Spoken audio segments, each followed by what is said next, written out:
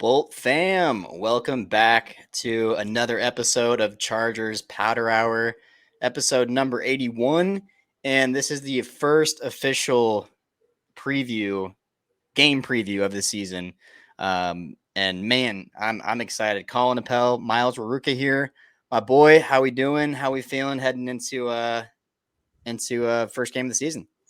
Dude, I'm doing awesome. I got the Thursday night game over here to my right, so excuse me if you see me looking over there. I'm always checking out what's happening, especially within the division. But yeah, man, I'm just so excited. 3 days away. I've been looking forward to us recording this episode really since the clocks hit triple zeros in Jacksonville. You know, I was left there with the sour taste in my mouth, and I was like, man, I'm just ready to get this thing back going, and to be here is crazy, man. What these last 6 months have flown by. So happy to be here, man. And I'm super excited to talk about this upcoming matchup. Dude, yeah, it's finally here. No more BS. No more, just talking about anything and everything. It's time to talk actual week one football. We're going to get into all of it today. We'll talk, injury report. We'll talk odds. We'll talk keys to victory.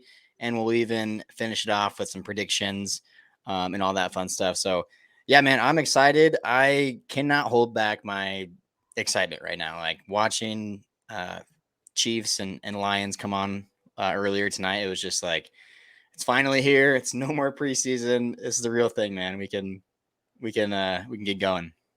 Rejoiceful, man. It is finally here. Dude, Sunday morning of the first NFL day is like better than Christmas morning.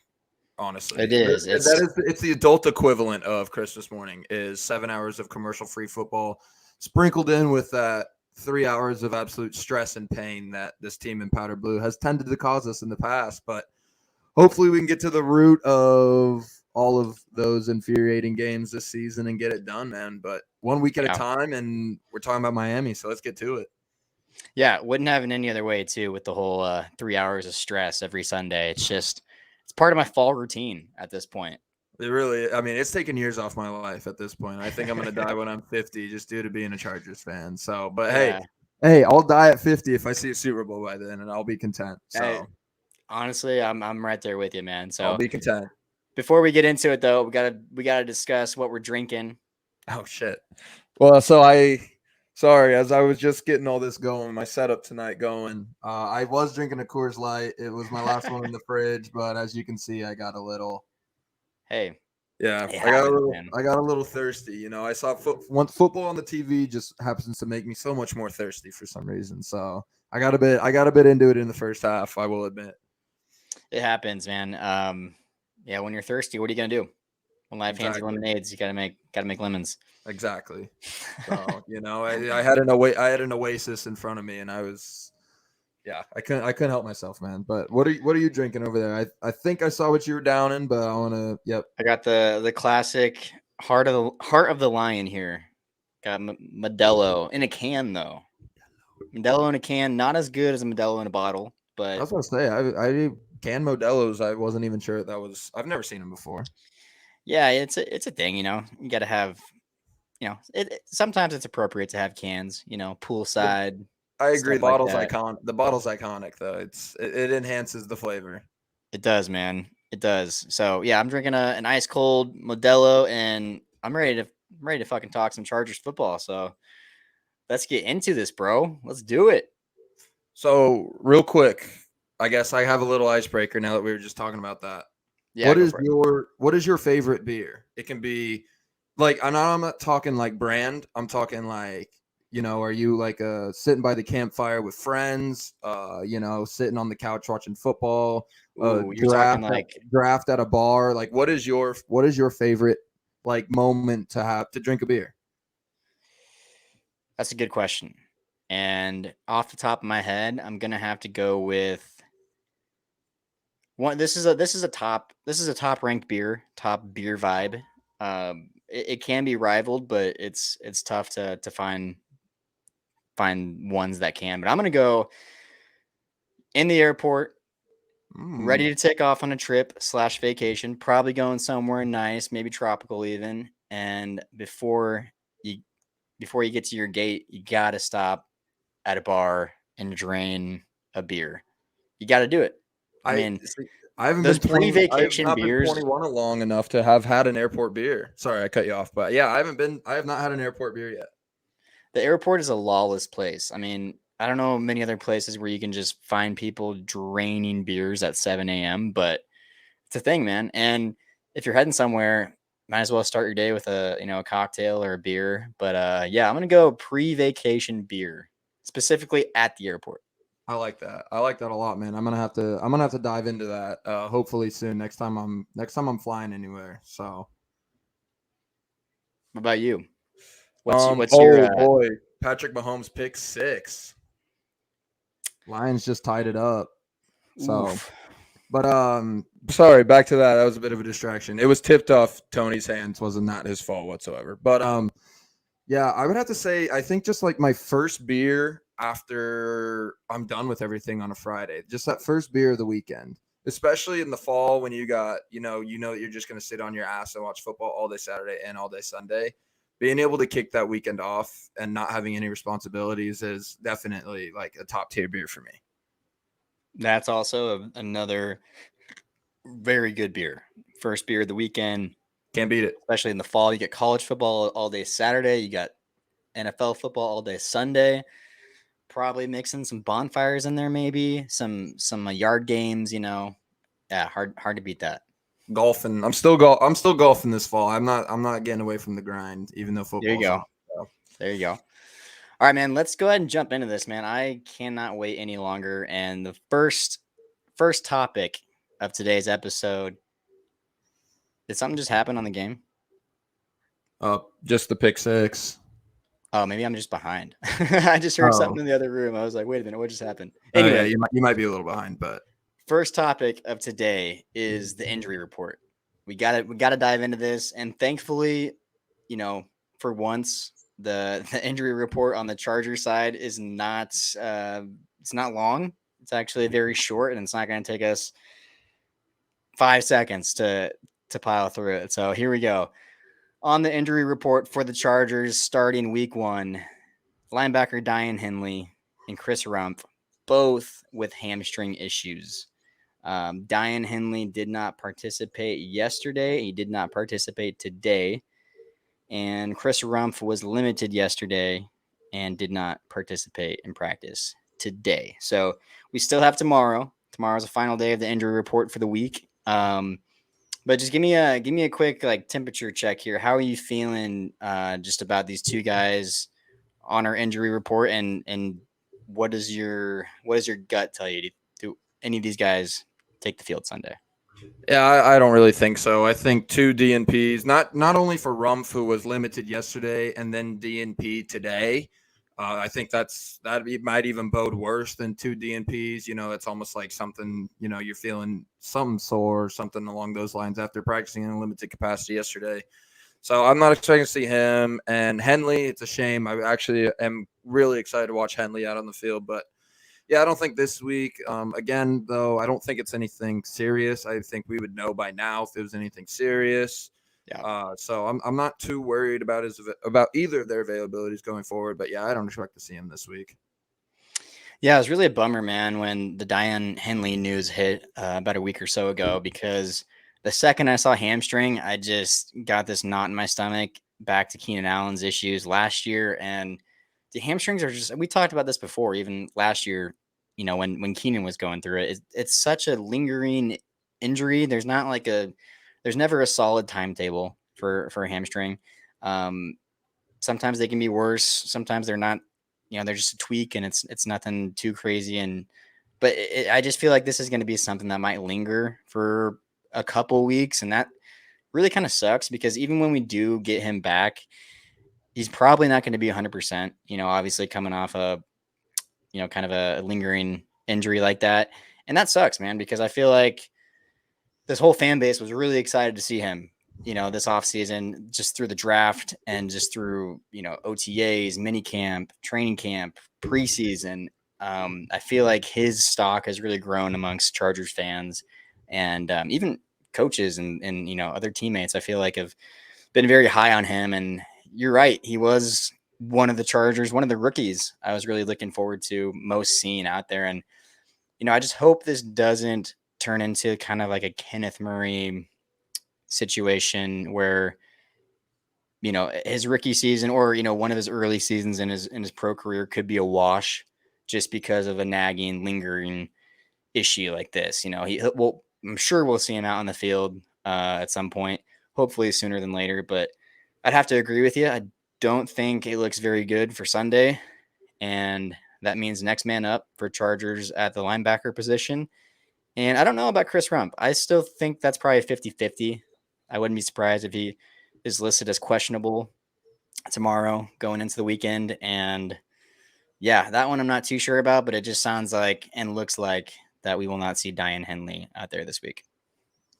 Yeah, you're totally correct. It really sucks as a rookie, just not being able to get out there your first few games of real NFL action. I think those first few games help out so much with learning the playbook, getting the speed of the game down, because it's such a drastic change from college to the NFL. So especially once you get out of the preseason and get into the real thing. So yeah, that's too bad for Day. And hamstrings are just such a tricky injury. It can just be a slight tweak, but an all precautionary, or it could be one of those things, like you said, that lingers on and on. So I'm hoping for the latter of those. And yeah, Chris Rumpf, I wouldn't be surprised if he played, but at this point, it's not really like it's neither one of them is really that big of a difference if they don't play. You got a rookie, and then, if without Oh, you Chris think Rumpf, so? I it think makes it. Don't get me wrong; it makes a difference, but it gives another opportunity for another rookie like Tuli Tuipulotu to be able to really step up this weekend. So, basically, I'm trading Chris Rumpf to watch our second round pick get more snaps. So I'm all right with that. Yeah, the only reason that kind of concerns me is just depth. Like we've Yeah, mentioned, Joey and Khalil aren't going to be out there every snap, and so you'd like to have as many of those rotational pieces as you can. And yeah, well, I guess that is a silver lining that we will get to see more of Thule. But I hope. I think we're okay if Dan can't go, but if I would really be kind of nervous if Chris Rumpf isn't out there because those are the only four edges that we have on this roster. So it's not like last year where you have a hybrid Kyle Van Noy that can come down and take that responsibility for a few weeks while someone is coming back from injury. So this is I think these are two really, I don't want to say huge injuries for the Chargers, but they're like sneakily big. Like it has big they implications have on they the have the depth. ramifications for sure. Yeah, so we'll see. Be stuff tomorrow, but yeah, that's definitely something to monitor going forward. And moving over to the Dolphins, the Dolphins have quite a bit longer injury report going into this week, which I don't even think I looked at the injury report until like maybe last night or this morning for the first time. And I was just surprised to see as many guys on there as they had. They have total of like 12 guys, 11 or 12 guys on the list. And I think look, I'm not a Dolphins fan, but just scrolling through the list here, definitely some big names that catch your attention, that kind of catch your eyes. For me, Teron Armstead, he's he's taking a beating on this injury Yeah, report. bro is dude is the dude on the operation table. Like he is, injury says back, ankle, knee. Like he's it should going just say through it. everything on there. Like nothing's going right for Teron Armstead. Did not practice yesterday or today. That's huge news for these. We were just talking about our edge rushers. That's huge news for Joey Bosa, Khalil Mack, Tuli Tuipulotu, to go out and just feast. Hopefully, So that is a huge injury for the Dolphins. That doesn't sound like doesn't sound like he's taking the field this week unless. Who I mean, knows? He could participate tomorrow, but even then, I would we don't probably know. expect. We're not Dolphins fans. We don't want to be on Dolphins Twitter. So Oh, we I don't know, know. but just going off the injury report, it's No, like yeah, but usually if yeah, back someone to back. doesn't practice Wednesday, Thursday, like even if they're limited Friday, it's probably questionable. It's probably a game time decision, Yeah, and someone with that many issues right now, I just Yeah, don't see him.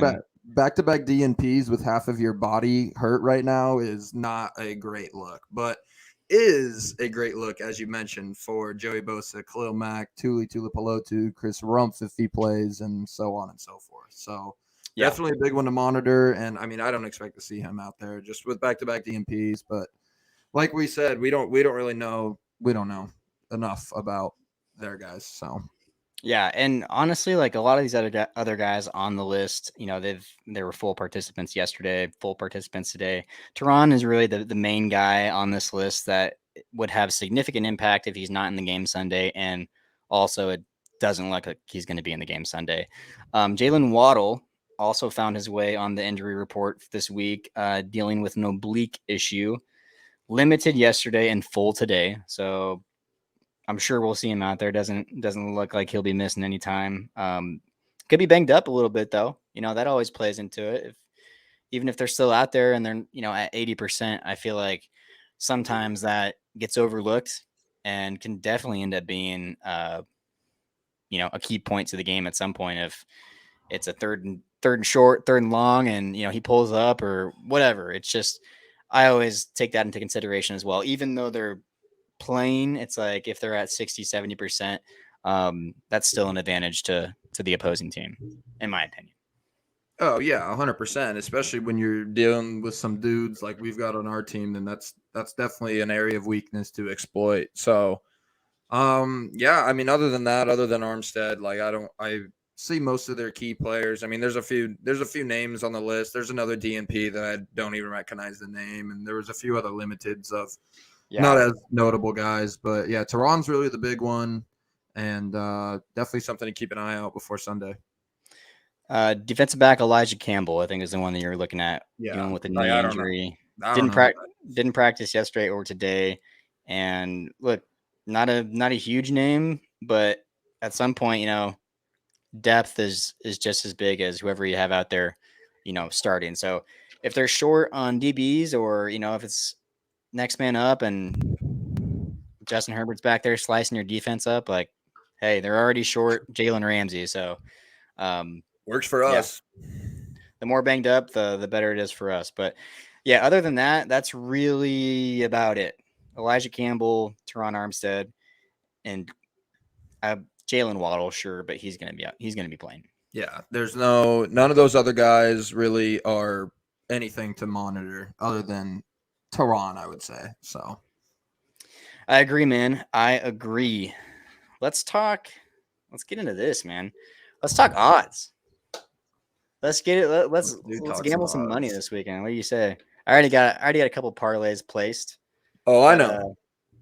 what's Mister that? Okay. moves All the right. moves to Arizona and blows the bank with sports bets. It's pretty much Hey, maybe man. it's a good. It might be a good thing it's not legalized here yet. Honestly, I'd blow through like every paycheck. Yeah, no, I've definitely gambled more than I ever have just being out here in these last 2 months. But it's great, man. It's having these apps on your phone where you can just play some parlays and some bets. It's a time to be alive for sure. But honing in on the Chargers and Dolphins. As of right now, Chargers, and this is I don't really see the line moving at all. Chargers are at home, 3-point favorites, so -3 on the spread for the Chargers. Over under is at 51. So I think that's a pretty good number there. And the money line is sitting at -155 right now for the Chargers. Um, so I just wanted to get your take here real quick because I know who you're going with, but what were you taking on that over under? Would you go over 51 or would you go under? Yeah, I think that's low, quite honestly. Just with these two offenses, you think about it, that's 25 points a team plus one.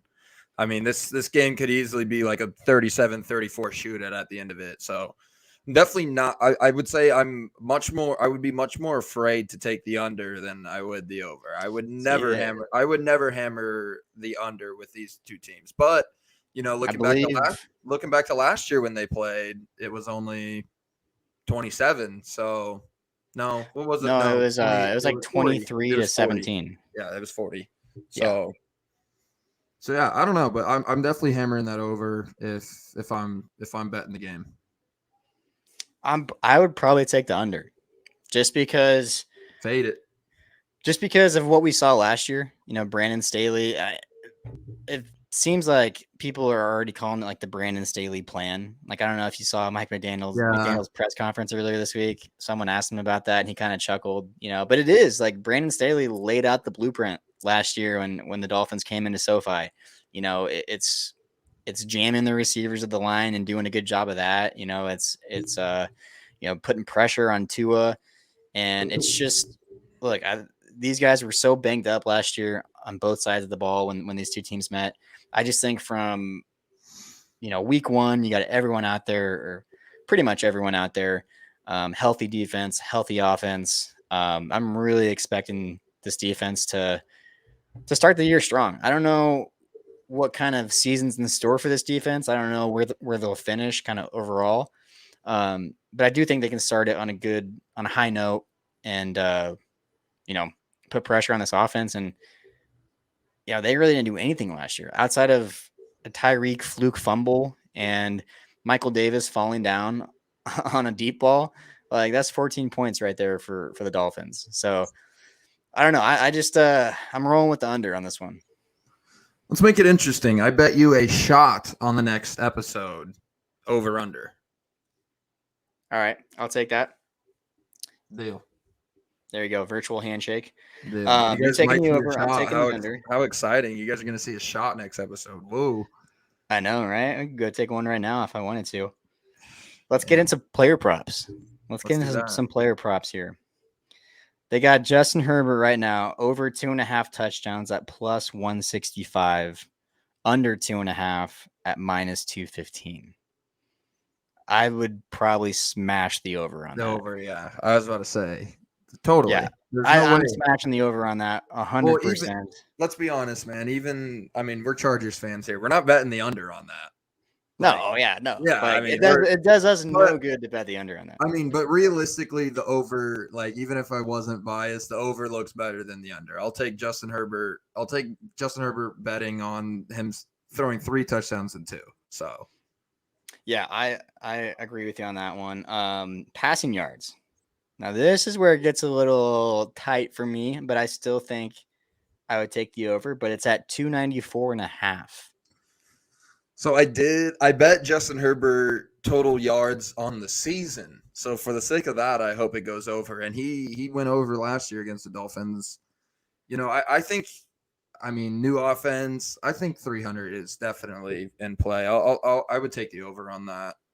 I think we'll finally see the first 400-yard game from Justin This Herbert this year. this year. I didn't know if you Yeah. were making a really bold prediction that we'd see it this week. I might save it for a weaker defense. Not saying this defense is like amazing by any means. I mean, they definitely have they got some dogs. Like, It's one of the they're better ones respectable on our schedule.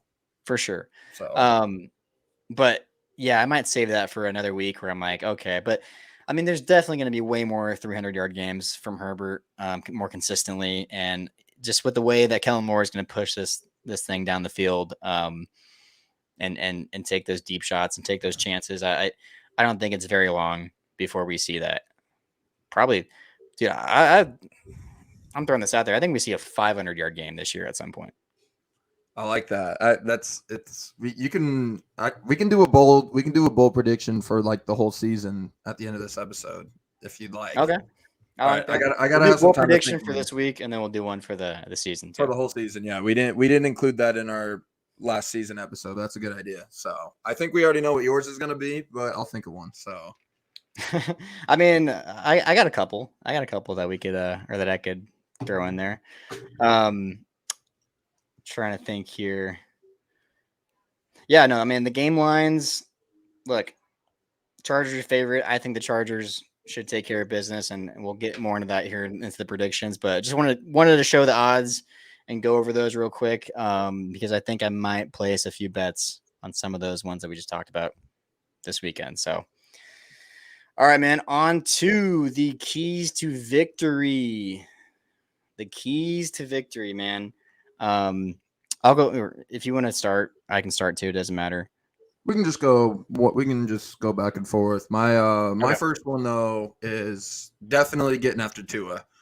Tua is a smaller guy back in the pocket, and we know that he has a hit. Not never rooting for injuries, but we do know that if he gets rattled and gets shaken up a bit, he's definitely not himself. So, especially with Teron Armstead out, as long as Joey Bosa and Khalil Mack and maybe Sebastian Joseph Day, Austin Johnson, Morgan Fox, some of those interior guys can get pressure and get Tua rattled and uncomfortable in that pocket early on in the game.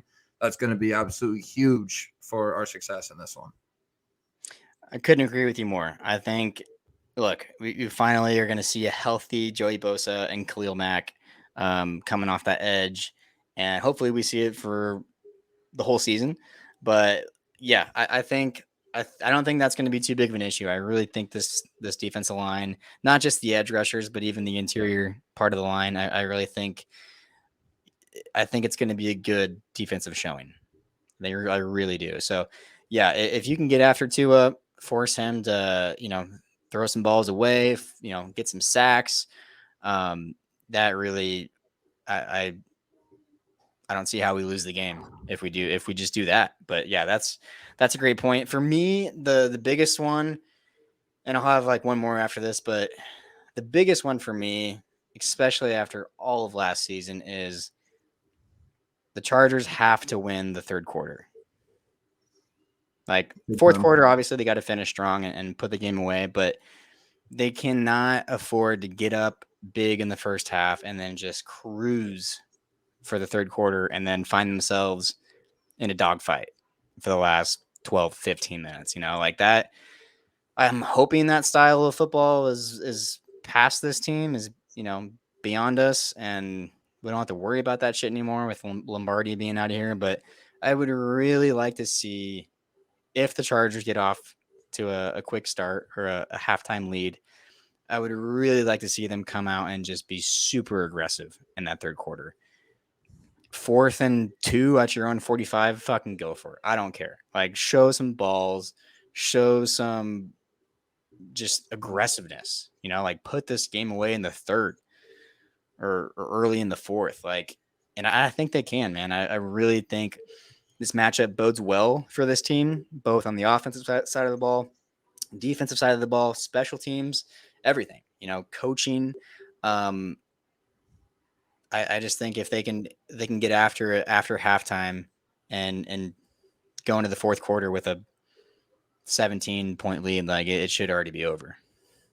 Yeah, no, the third quarter struggles last year were just absolutely ridiculous. Like I've never seen a team have such bad kryptonite as we did in the third quarter. So I mean, just being able to finish, especially like let's say we're getting the ball first, going down and scoring right away is essential to success. We want to come out of halftime and be able to keep whatever momentum we either had going into halftime or be able to set the tone for that second half. So definitely a massive key. Yeah. Yep. I totally So agree. yeah, my next one, I'm also staying. I got three of them actually. Well, depend. Maybe your next one might take one of mine out, but I'm also sticking on the defensive side of the ball. If we win this game, J.C. Jackson will be our breakout player of the game. But playing on the Ooh. corners against Tyreek Hill and Jalen Waddle is absolutely massive in this game. Just the amount of speed that they possess on the outside. I mean, we know that Mike Davis should be able to stick with them. He's got quite speed himself. J.C. Jackson coming off of that knee, it's going to be really, really interesting to see. I know he's 100%.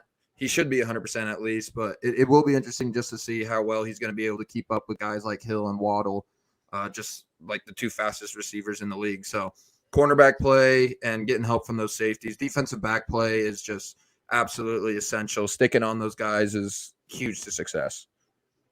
Yeah, DBs are definitely going to be tested, and I love that prediction, or that what you were saying about JC being a breakout player potentially, and 100%, man. Like he's gonna like one of those D backs is gonna have to have a game.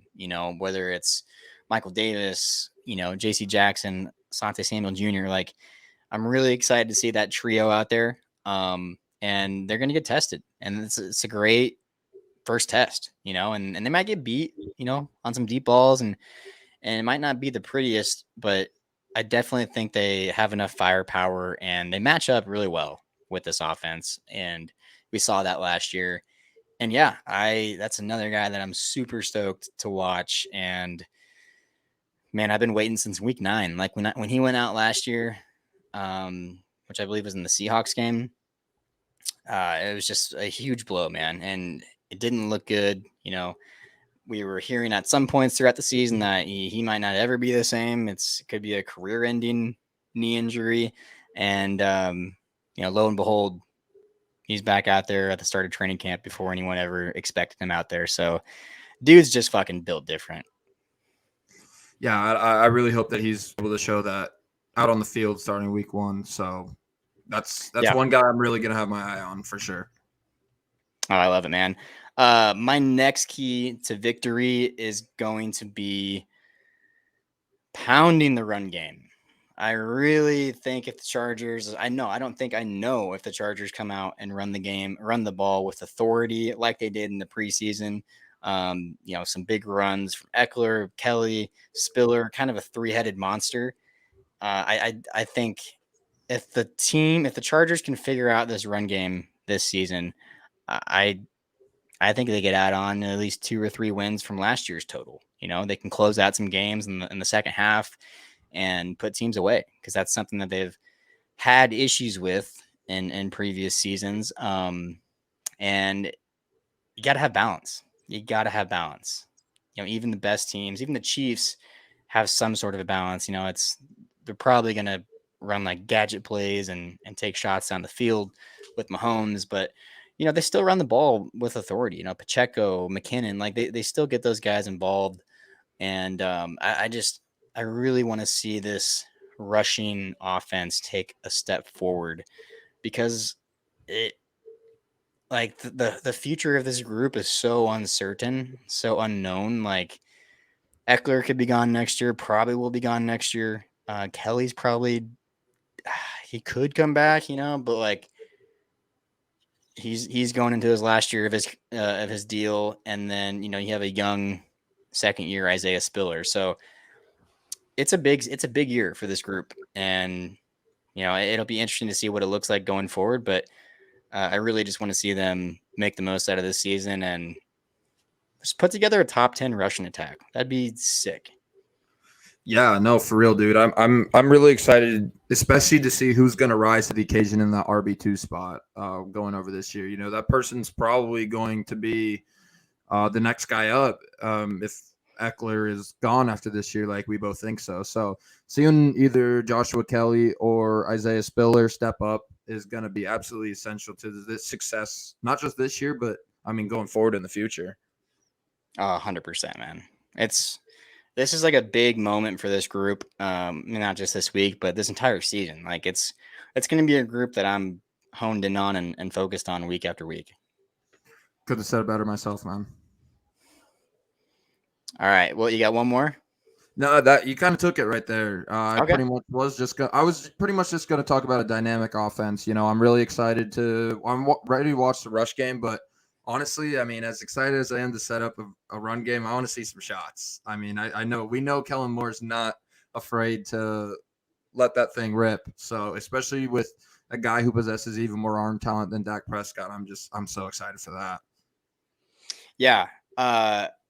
I'm excited, and I'm also a little nervous about the passing attack going into this week, literally only because Vic Fangio is now the defensive coordinator for the Dolphins. And the last 2 times that Justin Herbert played Fangio defenses, which happened to be the Broncos 2 years ago when he was coaching the Broncos, I think he threw a total of like 4 picks and gosh, what else was it? It was not a good stat line. And I actually went to one of those games in Denver where he got picked off a couple times and we ended up losing, which was fun.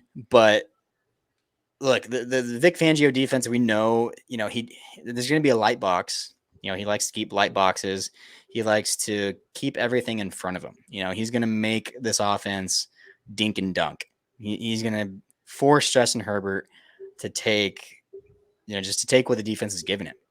And I've, I feel good about that in a sense of like Herbert's going into year 4. He's a vet at this point, and he should have the savviness to take what the defense has given him. But I also think the matchup of Kellen Moore versus Vic Fangio is going to be very interesting because we know this defense has given Herbert fits before, and it'll be interesting to see how Kellen Moore and the offense kind of approach that. If they are going to take deep shots down the field, probably needs to be out of play action, just the way that this defense is set up. And so that's another reason why I think this running game is just going to be so important going into this week, because if they come out running the ball well, it's probably game over, because that's going to set up play action, and then Herbert and the boys are just going to fucking feast.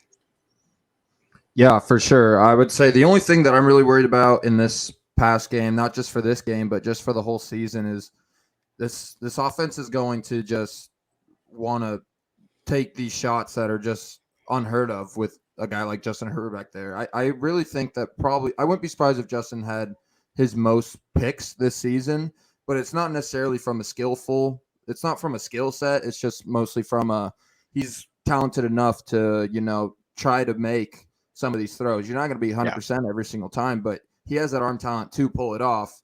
He's just not going to pull it off 10 out of 10 times. So, yeah, and I'm glad you brought that up too, because I think the misconception around a guy throwing 14, 15 picks in a season is like, oh, well, he threw 15 picks. That's shitty, like, yes and no. It depends on who the quarterback is. If you have a guy like Mahomes or Herbert or Josh Allen or Joe Burrow, throwing lasers for footballs, trying to squeeze these things into insanely small windows, interceptions are just going to come. It's part of the game. They're going to come with the territory. It's also, I compare it to, in baseball, when you have usually, in baseball, some of the best hitters lead the league in double plays. And that's because they hit the ball hard. They hit the ball hard and they hit it. It's just sometimes it's going to go right to the shortstop or right to the second baseman. And the harder you hit the ball, the easier it is for the defense to turn too, because they have more time to, get it to second and over to first. I think the same thing is true with interceptions to a certain degree. I'm okay with him having 12, 13 interceptions, as long as they're not like super costly. They're not just demoralizing turnovers. Like, hey, come out in the first half and you take a shot down the field and, interception.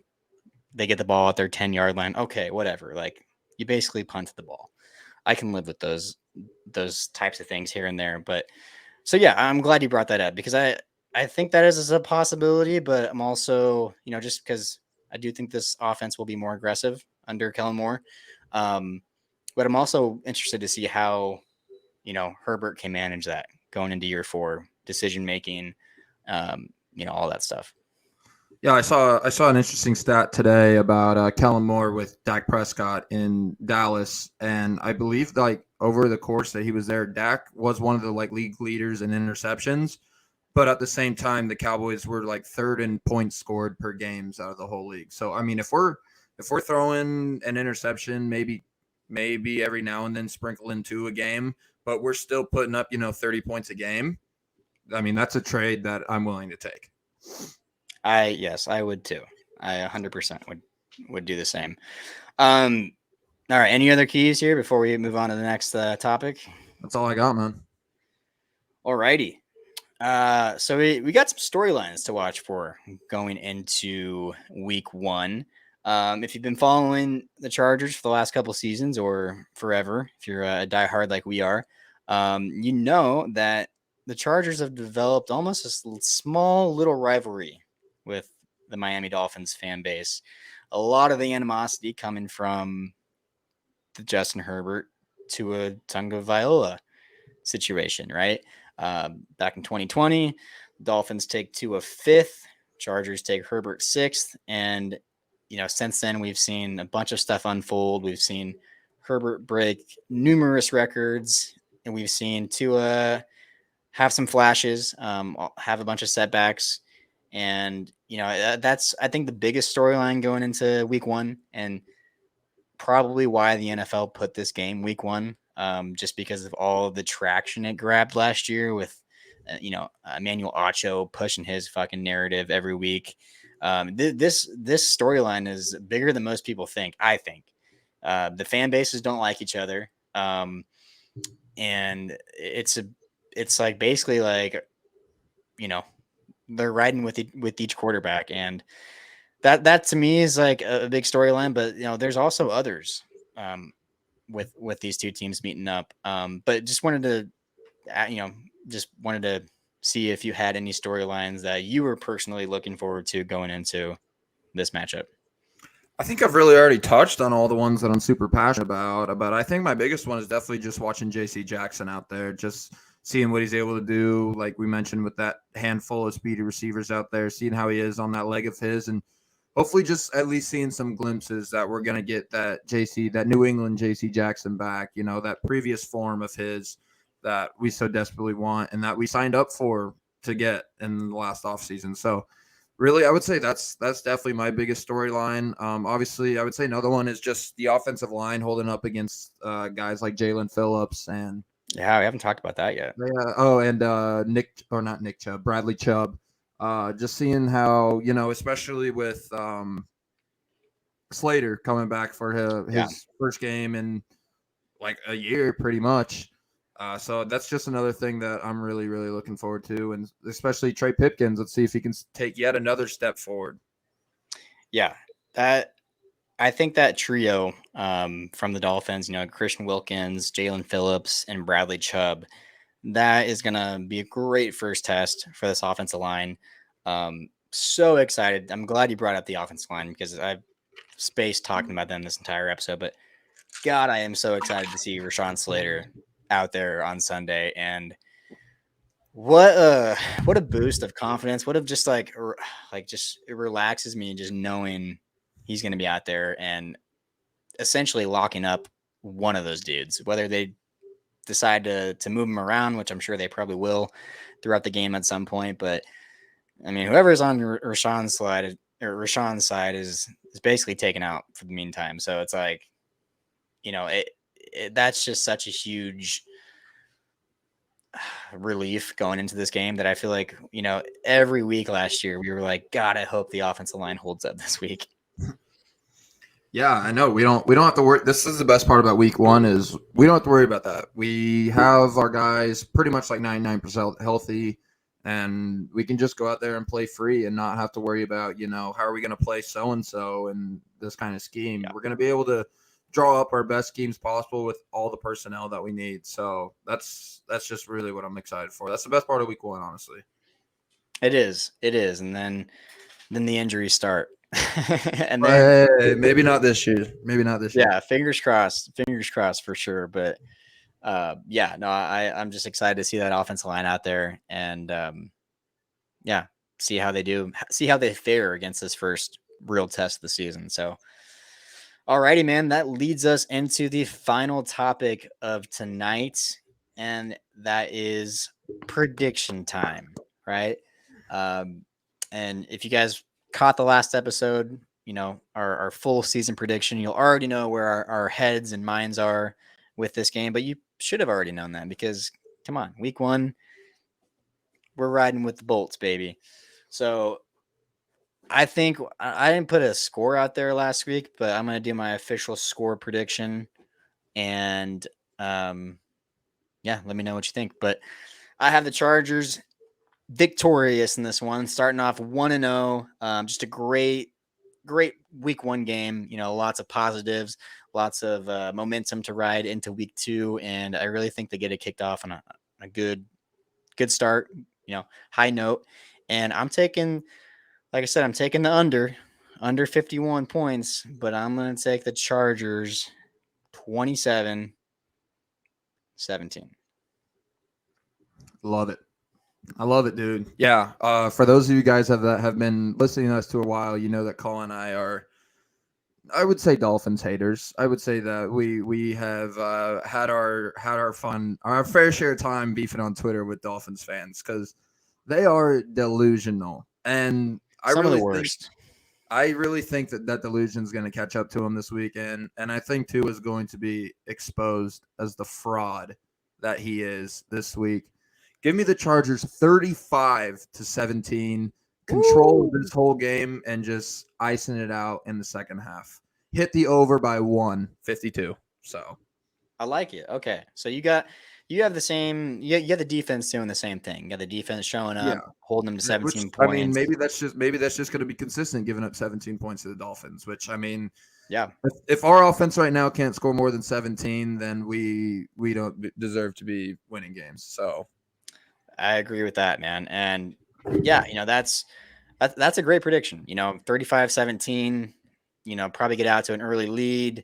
Defense looks great the entire game, 17 points. You take that any day, any Sunday, defense with that performance. So, and you're right. If the offense can't score more than 17, it doesn't even fucking matter. Like, that's just how it goes. But I like that, man. I like that tells me that it's gonna be a strong second half. That tells me that my prediction, my key to victory of them, coming out in the third quarter and continuing that momentum from the first half. That tells me that that's probably gonna happen if that comes true. So I love that prediction. I love it. Bold prediction for Sunday. I mean, I kind of just talk shit about him, and I'm gonna continue right here. Tua turned the ball over, will live up to his name. Give me 3 turnovers for this defense All picks come this or in weekend. the strip sack in I there. should say not just 3 turnovers in general. I'm thinking 2 picks for sure, and then maybe a strip sack, or the other one doesn't even have to be Tua either. Just 3 turnovers in general for this defense for this weekend. Okay. But I like that. probably most likely, I would guess from the hands of Tua. So Okay. Yeah, I love that, man. I think they had how many turnovers they have week 1 last year against the Raiders? Like I think we had 3. I think we had 3. So defense would get off to a hot start. Love to see that. And yeah, it would just be extra sweet, especially if they're, shutting down Tua back there and exposing him. So I love that, man. My bold prediction for Sunday is Quentin Johnson is going to have a touchdown and he's going to go for over 100 yards. Oh, I hope that comes true. I love that. 100 yards and a tutty in his NFL debut. Why not, dude? He's I got the love that. speed. He's got the yard after catch ability. It's going to be such a breath of fresh air to watch someone on this offense that can break tackles and grab an extra 10, 15 yards after the catch. Like I can't wait to see that.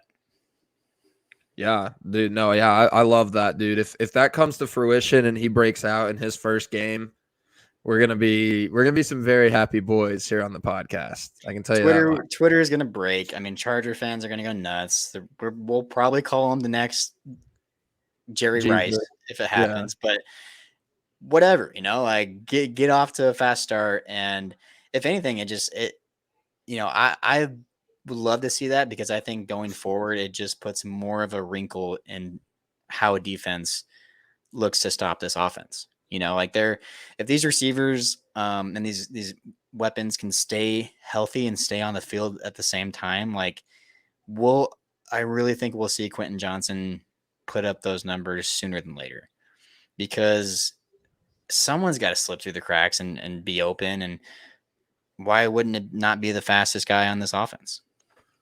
Yeah, dude. I love that pick a lot. I think that he's due for a pretty good rookie year this year. Depth chart though, he is listed as the receiver 4. I have noticed. So just really depends on how many looks he's able to get. If he's able to get as many snaps as it should take, I think that goal is definitely reachable.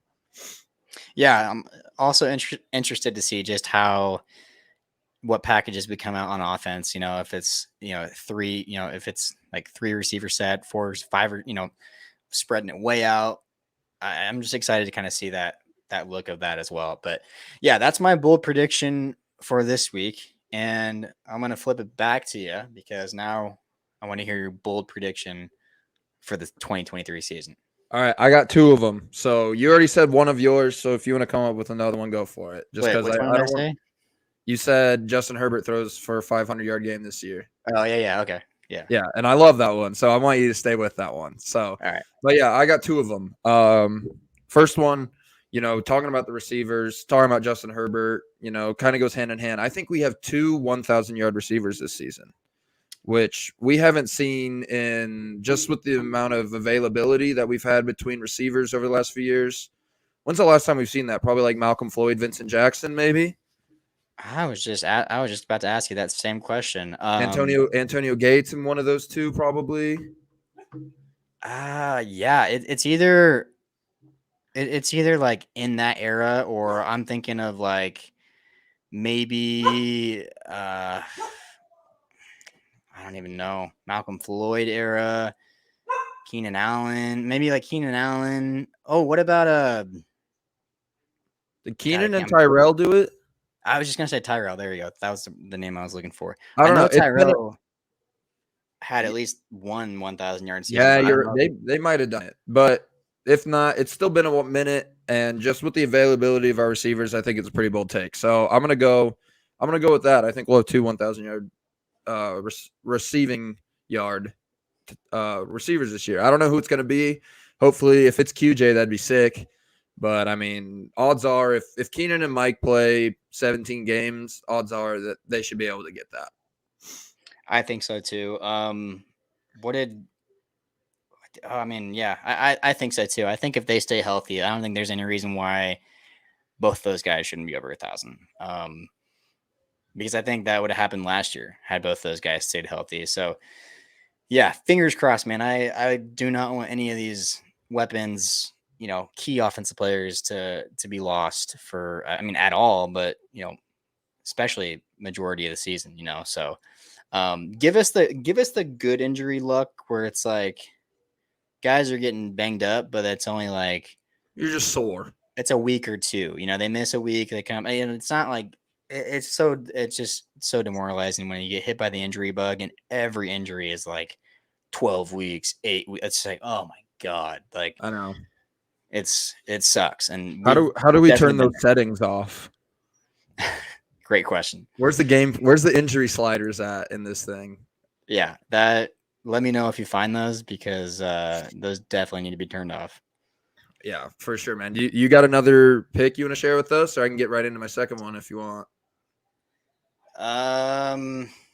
All right, so I got Herbert tossing at least one 500-yard game, or his first 500-yard game, I should say. The other one, I'm gonna say Joey Bosa sets a career high in sacks. I love that. I like that one a lot too. What is his career high currently? I want I to say want to like say like 11 and a half. 12 and a half, I want to say. Something along those lines. Yeah. And I think he did that like his rookie season when he only played like 13 games or whatever, 14 games. Let's just go look real quick. But yeah, I really like that. Especially with the help of Khalil Mack on the other side. Definitely should be Like able one to of get. them, if they can both stay healthy for the majority of the season, one of them is probably going to feast more than the other. So it comes down to, they're both going to get their sacks, but it's going to slingshot one of the like one guy into just getting like 14, 15. So I hope, that's kind of like my prediction. But yeah, if they can stay healthy and have that duo all season long, I mean, I don't know who it's going to be, but I'll pick Bosa for now. But I think one of them sets a career high in sacks. Probably Bosa. Yeah, he's got to beat 12 and a half. So I definitely think that number Because is reachable. So what's Khalil's? I mean, Khalil probably has an insane. I think Khalil's probably like 14. No, it might be more than that. He won Depoy. Right. Let Let me me look. look this up. I got it pulled up right here. You got it. Oh shit. Lions are driving. But yeah, Khalil Mack career high for sacks, 15 in his Yeah. second year with the Raiders. So So for him to get 16 at this age would be like, that would be a hell of a season. So I think it's more fuck attainable it. for Bosa to set the career high. But either way, I mean, you're expecting you know, an awesome pass rushing tandem Oh from my these guys. god.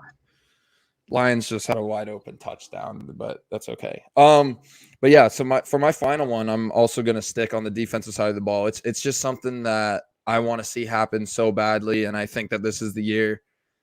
Give me a Derwin James pick 6 this season.